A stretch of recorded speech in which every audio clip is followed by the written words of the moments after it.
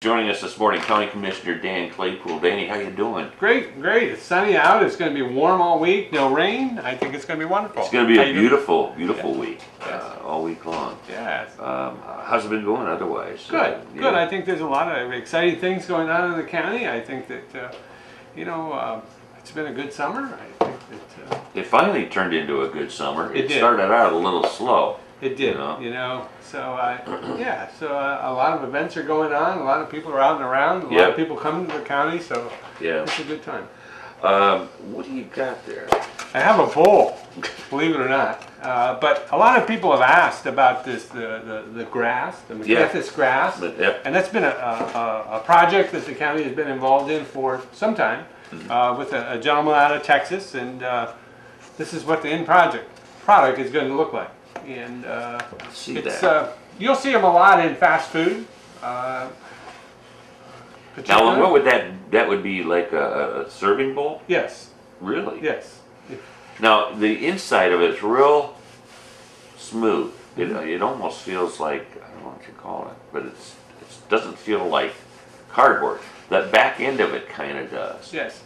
So instead of using trees and things like that to make the pulp to create those projects, they're going to do that here. And I guess what's exciting about it, they have 4,000 acres here.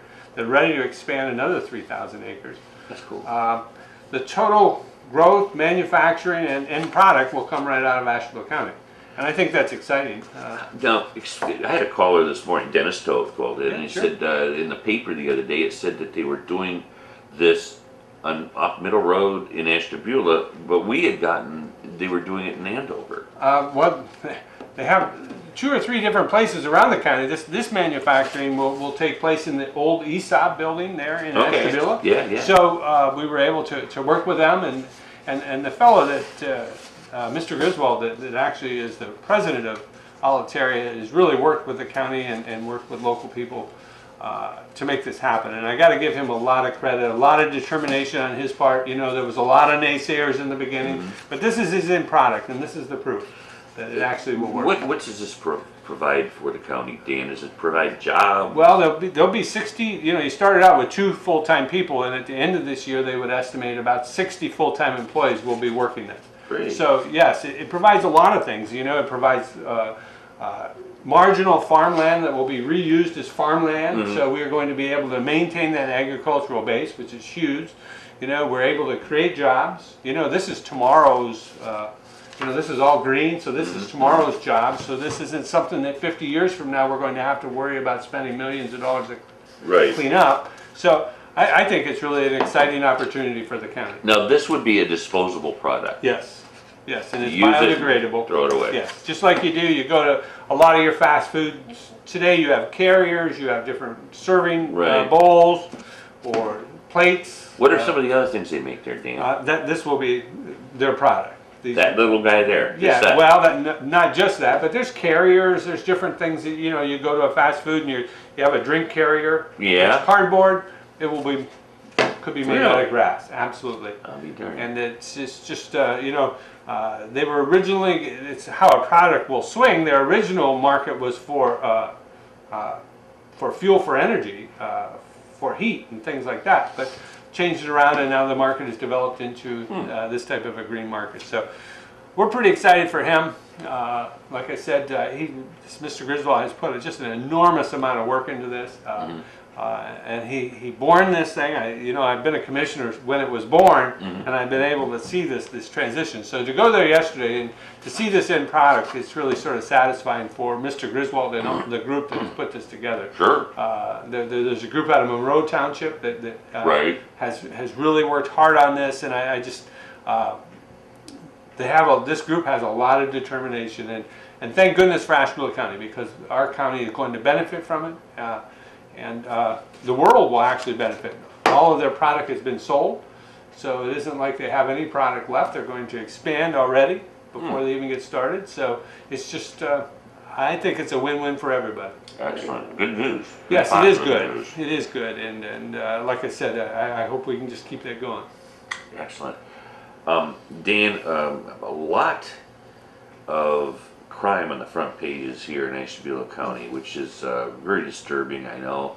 My wife works at the Star Beacon. She goes, I hate to tell you, Pat, but check the front page of the Star Beacon out the other morning with murders and all kinds of things happening out there. You being a former law enforcement agency, it's got to bother you. It does. It does. It just, and I can just take it back to one thing, you know, and it all comes back to drugs. Yep. You know, one way or the other, it's drugs or alcohol, and it's just drugs is such a dirty business that, you know, it just I don't know, it just ruins so many of our young people. Yeah. I just that's why I think this initiative that is going on is it's really fool's play to think that, you know, that we're going to clear crime up by passing this marijuana law. You know, we have people. I was going to ask you about that. We have trouble finding. You know, one of the biggest worries is you know, is we have trouble finding people that will clear a drug test now to go to work. You know, if they start this marijuana, you know, it might be legal for you to smoke marijuana, but it is not. That doesn't mean that people are going to quit testing. Yeah. And it doesn't mean an employer has to hire you. Right. You know what I mean? So I think it just, you know, I think this is set up. It's set up for just a very few people to make money, and it's the way it is. It's money going to make money, and they're going to make it off the backs of those people that really can ill afford to do this to begin with. I will say this: I think the county has done a very good initiative in enforcement, because there's been a major amount of raids conducted and arrests conducted, many from Conneaut, regarding drug, and I think County Prosecutor Nick Irochi has made it kind of a mission to go out there and get these guys. I give our law enforcement people all the credit in the world, and right up through the courts. But the problem that we're having with the drug trade today is the outcomes. You know, I don't. You can continue to arrest these people, and you can continue to put them in jail, but I don't know as though that's the answer. Right. I don't think that you're going to arrest all these people using these drugs, and they're going after the dealers, and I got to give them a lot of credit for that. But how many people can you put and keep in jail? There has to be another answer to this, and I wish I had it. You really? Yeah, I wish I had it, because I think everybody in the United States is looking for that same answer, because the drugs that are out there today, you know, I never saw when I was in law enforcement. You know, you mentioned that. Yeah, heroin was just not available. I never even saw heroin, and they tell me today that it's just as prevalent as marijuana was back in my day. And did you see a lot of marijuana in your day? I did, and it was, you know, marijuana is like alcohol. You know what I mean? But the difference between then and now is, you know, if somebody smoked marijuana or they got drunk in alcohol, they could walk away and they would feel bad the next morning. Right. But they could walk away. They can't do that with the drugs that are out there today. These things are laced with such terrible stuff that once you try it, it hooks you. Yeah. And once you get hooked, it's just such a difficult process to. Billy Johnson came in, our sheriff, several months ago, and he brought a detective with him, and they put up on the screen a picture of before and after use of meth. I couldn't believe it was the same person. You know, what it did to their physical appearance was amazing. You can imagine what it's doing to their insides. It was terrible. And the level of crime it brings with it. You know, this drug is like a no-lose business. You know what I mean? These people, they will kill you over these drugs. I mean, that's the difference that you know. Sure. One of the last murders that I investigated while I was there was a young boy out of Cleveland. I was just so amazed, and it's always sort of stuck with me when we interviewed the family, that it was just this matter of fact, well, you know, that's the business that he was in, and, you know, no kidding. It's too bad. When did you get out of? Back in the early '90s, so it was 20 years ago. Over 20 you know, years, and it was, the drugs were just then coming on, like they are. But it's so terrible. Everybody carries guns today. It's just, I sympathize with the police officers. In fact, you see, I wear this blue because I just think that you know, police officers get blamed for things that maybe are isolated incidents, but they're painting the whole group as that, and that's just not the case. Yeah.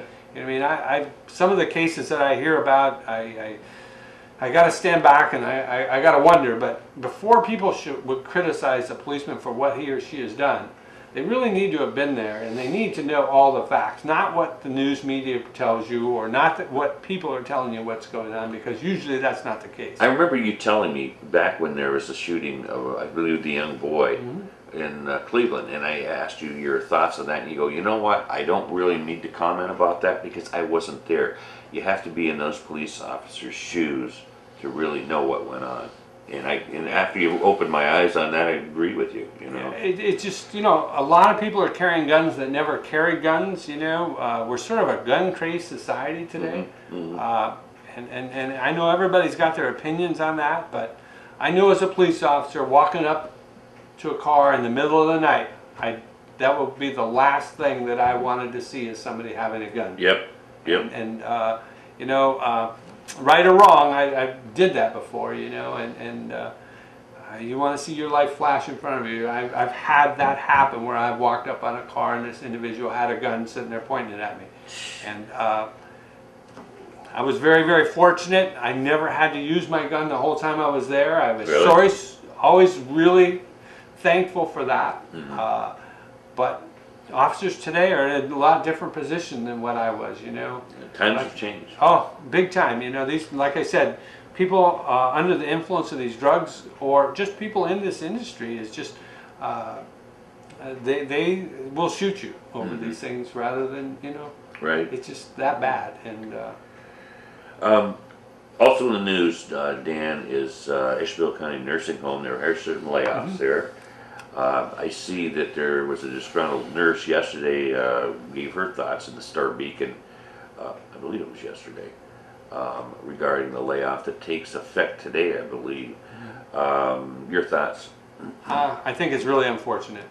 But what, you know, this board has done, at least since I have been there, is these enterprises have to support themselves.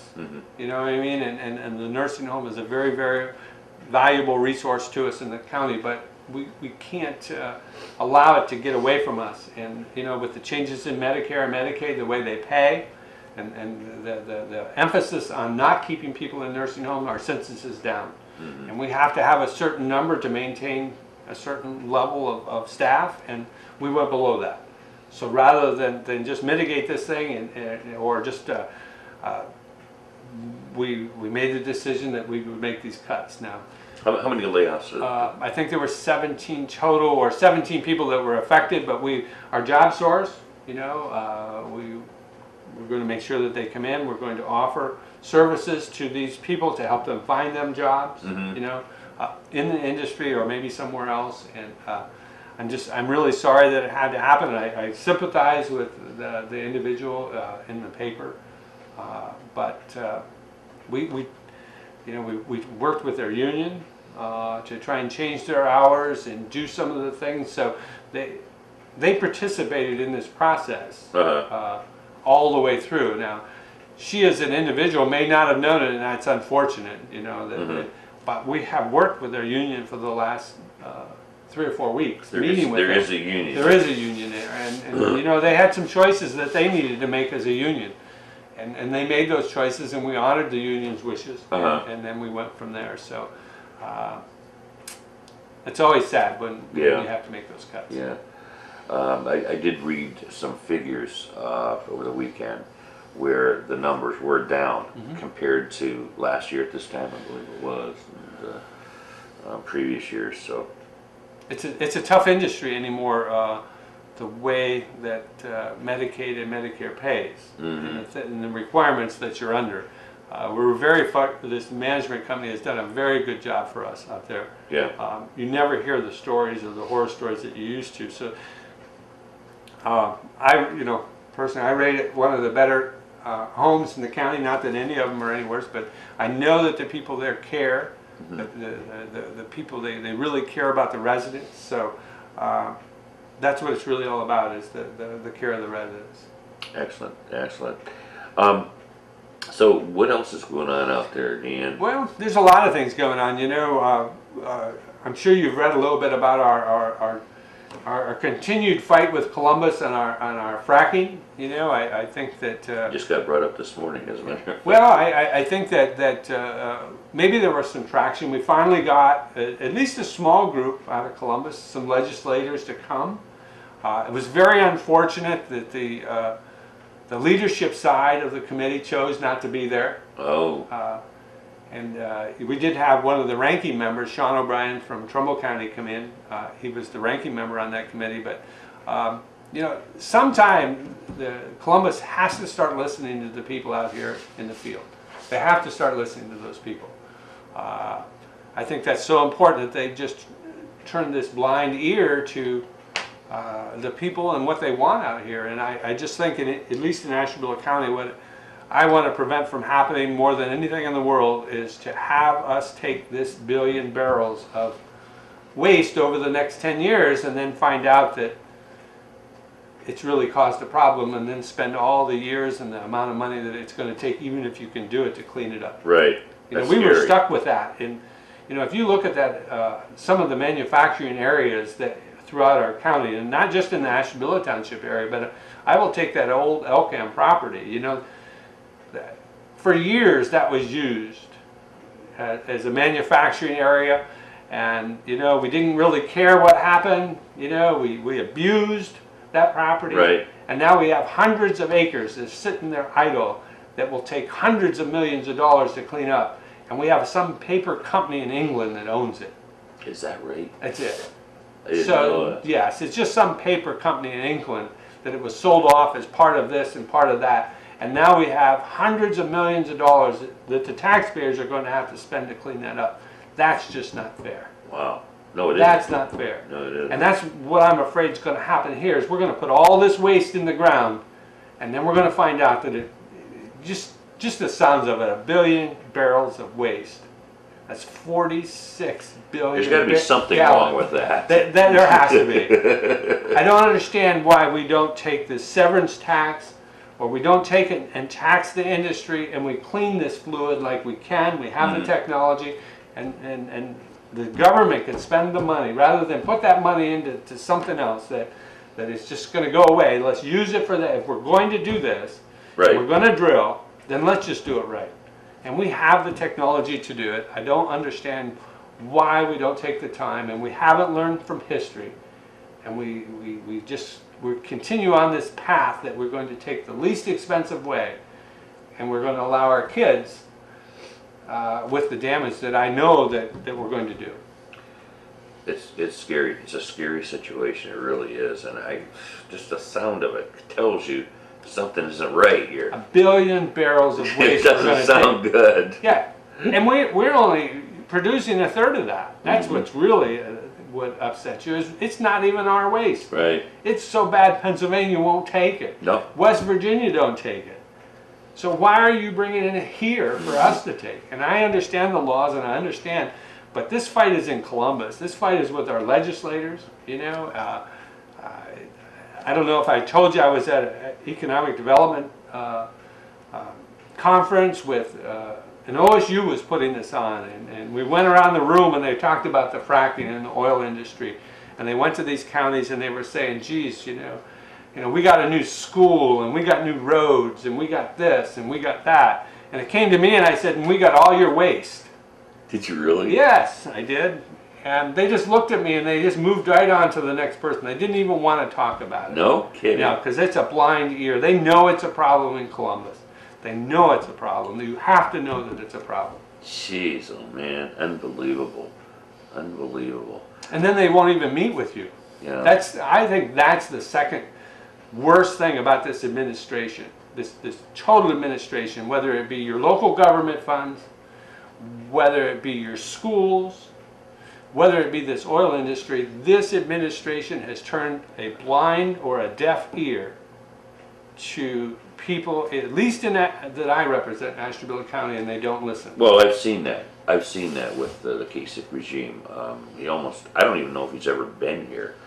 But that not being the point, there's a lot of things that have happened here that have really taken a toll on our school districts, our communities here with money that he's saying is down in Columbus making the county, the Columbus very, very rich down there, yeah, but we're suffering for it up here. Absolutely. You know, when you have $3 billion sitting there of taxpayers' money for a rainy day fund, that it's, you know, it's raining here. I asked somebody, I It's can't raining remember if it is, and I was asking somebody, is there any way that we could get, maybe it was John Patterson, is there any way that we could get some of this money redistributed back here? They don't even want to listen. They don't hear the people out there when they tell them that our police departments, our fire department, our school teachers, you know, you know, they're suffering out here. And he makes a comment on national TV that, geez, if I was king of the world, I'd get rid of these break roofs so they quit feel sorry for themselves. Did he really say that? Yes, I actually heard him. I heard him when he called our police officers an idiot because they gave him a ticket for breaking the law. You know, I don't know. I just have never seen an administration that refuses to meet with the people that they represent. Yeah. And I think that's sad. And I think that's just a legacy that he's going to leave, and that's his business. But does he stand a chance to become president? Well, I can only tell you this. I can only talk for me. He's not going to get my vote. What do you think of Trump? Yeah, I think he's a good showman. Yeah, he's a showman. Yeah, and that's all this is really about is because if you really think about what he's saying, you know, he wants to build a wall around the United States. You know, we fought that over in Berlin for how many years? We criticized Russia for building that wall, but yet he says that we're going to do that. So I don't know. It's scary. It's scary that our political system has breeded that type of an individual where now we're attaching to him and we're saying he's the leader. Yep. I mean, you know, he says he knows how to do it, but he's been bankrupt more than all of us. Yeah, that's true. You know, and it's like, okay. That's true. I don't know. Interesting stuff. All right. I remember you coming in here a couple of years ago, very excited about possible windmill power. Where are we at with that? Well, believe it or not, that project is really moving on. Is it? Yes, and we had an investor out of Great Britain come in, Fred Olson. Okay. Renewable Energies. It's a large company out of Great Britain that he owns a lot of wind farms, or he owns wind farms in the North Sea. Uh-huh. So he's invested in the project, and there, believe it or not, Erie County, Pennsylvania joined LEEDCO here about, it may have been a year ago. So we're using a barge out of Erie Port because there was nowhere in our area, and a crew there, and they're out doing the geotechnical work on the lake bottom floor to find out what that compound is, or what that floor bottom is to do the attachment of these wind turbines. So okay. I see it moving on, yes. So that would be based off of Cleveland. The pilot project will. Okay. Fred Olson's is more interested in doing a commercial project, because that's what they do, is they make money. Now in this particular, because there's been no projects on the Great Lakes that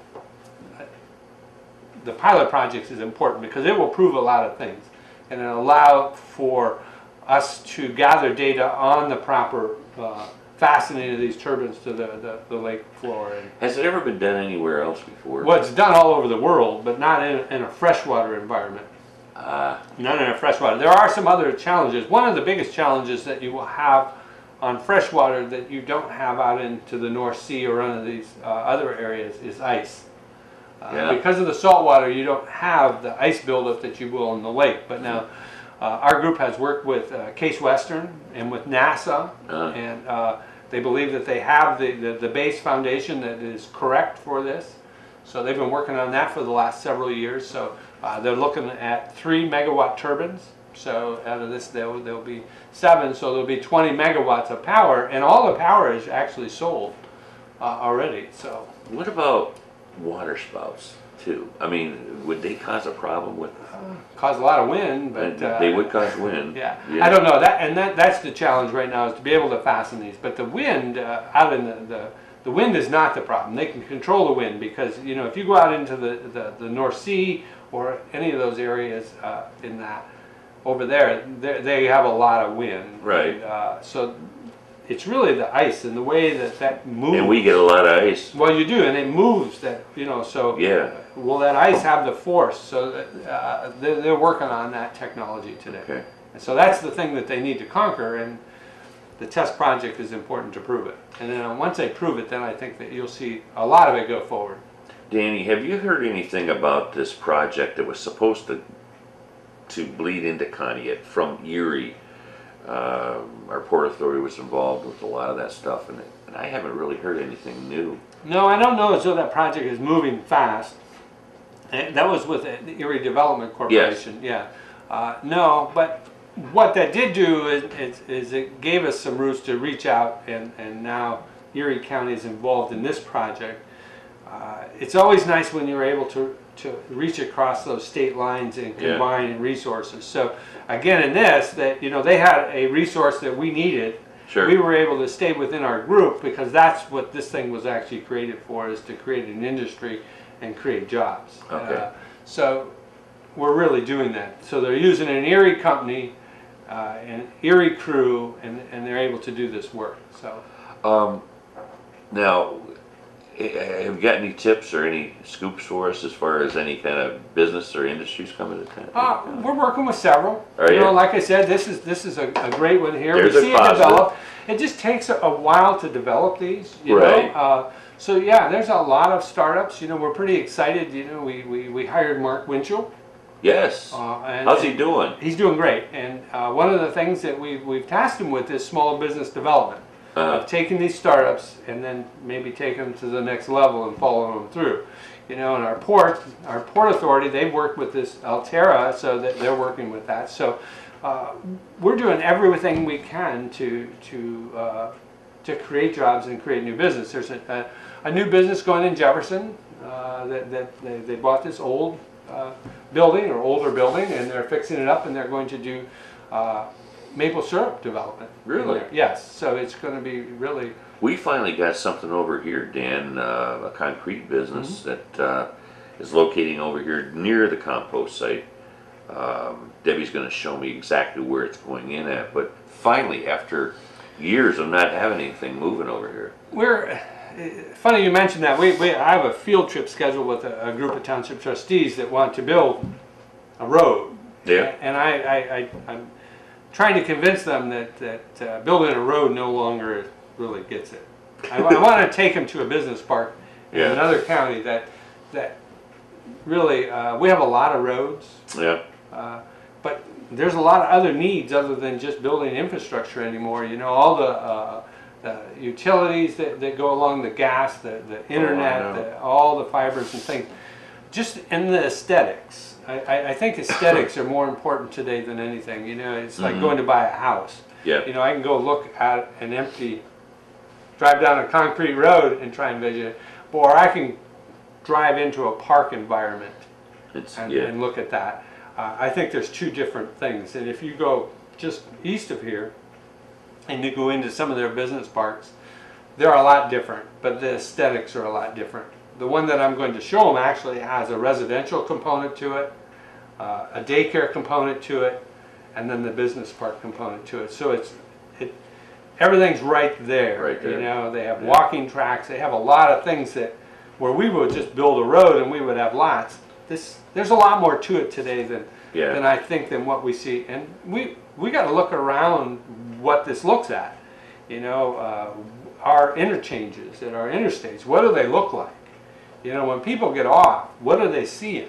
We see things all the time and we just take them for granted. Right. But if we have old rundown buildings and we need to really look at what we have here and what we want other people to see. What I'm saying, I am seeing some positive steps with the businesses coming in over here. I toured the homes that they are developing at the old golf course off Lake Road. Absolutely beautiful homes. Absolutely. And people are buying them. People are coming back into town and buying them. So I think we're going in the right direction. Oh, absolutely. It just takes time. It just takes a lot of time, and it sometimes it takes moving opinions. It just moving a lot of things to see where we're at today versus what we were. Sure. Good morning. You're on the air. Just one thing, Mr. Williams, and I'll hang up. All right. The other day I seen that article in the Erie paper where 11,500 miles have burnt in a fire out west. Right. Big lie. It can't be. My son Richard, he looked it up in the computer. 1,500 miles, not 11,000. That was That kind was of, in the paper. I got paper in the garage. that makes more sense, doesn't it? That makes more sense, Sharpie. Okay. Thank you, buddy. Bye-bye. Yeah. Okay, a little difference there, 11,000 square miles. I mean, another project I think that is important that people will want to hear about, and the board has worked on this for a few years, and now it's starting to come, is tying these safety forces together. Mm-hmm. By the end of this year, we hope to have this computer-aided dispatch system installed in every police department and fire department and every police car and fire truck and ambulance in the county. And I think this is a huge move forward as far as getting those people to talk and having them communicate with one another. Right. We've been able to work with Con Ed Telephone Company and the fiber optics and spreading them throughout the county and tying these people together, because our next move will be then to consolidate and communications. And the county hopes to build a center, new EOC, this next year. Mrs. Carlo's been working on that project, and it's really moving along rather well.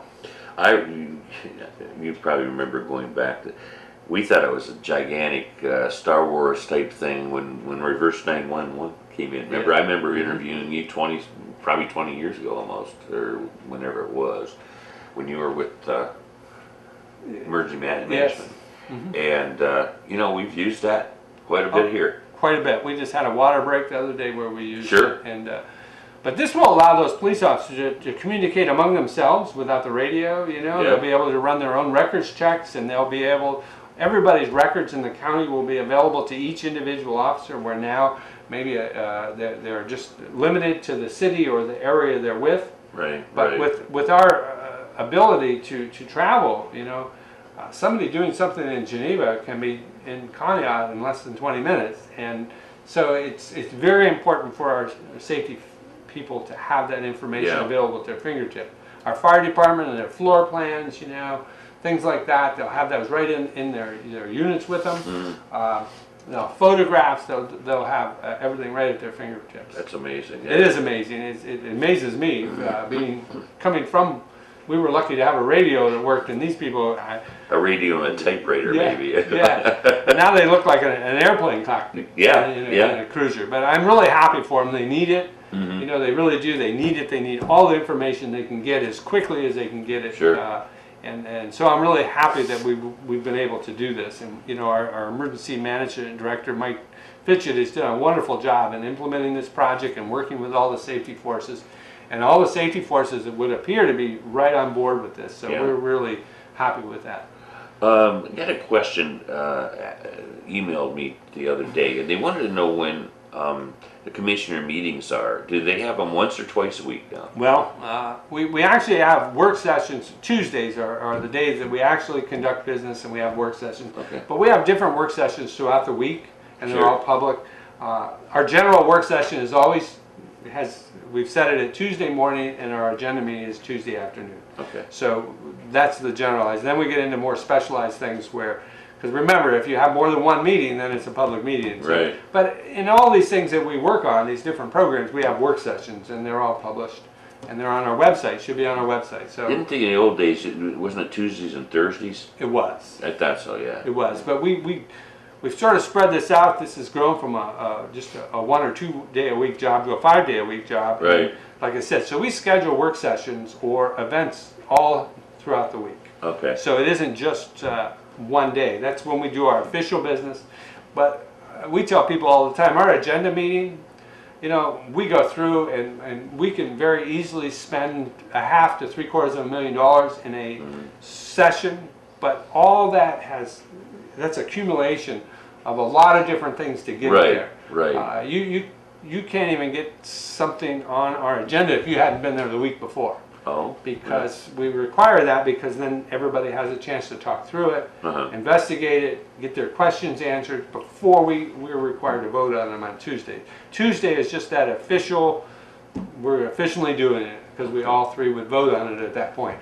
Before I let you go, I have to ask you, and I think you might have answered this for me before, but I have to bring it back up again, because I get asked about this all the time. Recycling, anything new? We're working on it, yes, and we're going, we've spent a lot of money on recycling. Now, we're getting to the point where we're getting down to the end, but one of our challenges is to being able to get recycling, and we have to touch so many people in the county. So we've tried a number of different things, but we're building a transfer station in Ashtabula City.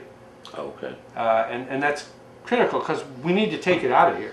You know, so we're working with Ashtabula City. We're building them a transfer station where then these recyclables will go, and they'll be collected, and then they can be taken from one area, rather than having to go out and do all the different things that we did before. There still is in the plan. There are drop-off sites that will be out there, but those are really problematic. We could go through that whole process, but they're really not used for recycling. They're really used for refuge and junk. And I'm not for those at all. But there will be some of them at the end of the day. But right now they're spending a lot of money, and they're building this transfer station in Ashtabula City that will enable then Ashtabula I guess City. I wasn't aware of that transfer station. But we are encouraging all the communities to get into curbside recycling.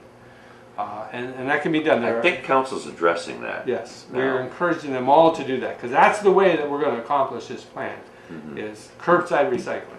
Okay. And the municipalities and the more urban areas are the places that are more capable of doing it. And Geneva is doing it, Jefferson is doing it, Asheville City is going to do it. You know, we're encouraging communities to get together. If you're not large enough, to get together with somebody that is large enough. Right. And it can, you know.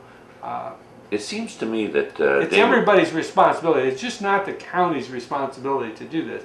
Everybody has a responsibility in recycling. That's what we have to learn. Yes. You know, and that, you know, you got to take care of your own. I think that they are giving, and I might be wrong on this, but it seemed to me they are giving trash haulers, they were giving them a year or two to get into the mode where they would have the vehicles and the investments to do this. So maybe that's what they're talking about. I'm not real familiar, but I think it's important that we do recycle and get involved in this particular situation. Dan, thank you so much. Thank you. It's always a pleasure to be here. Oh, great. I enjoy coming up here. You know, stay in touch, and I'll stay in touch with you. Great. Thank you so much. Thanks, buddy. Appreciate it.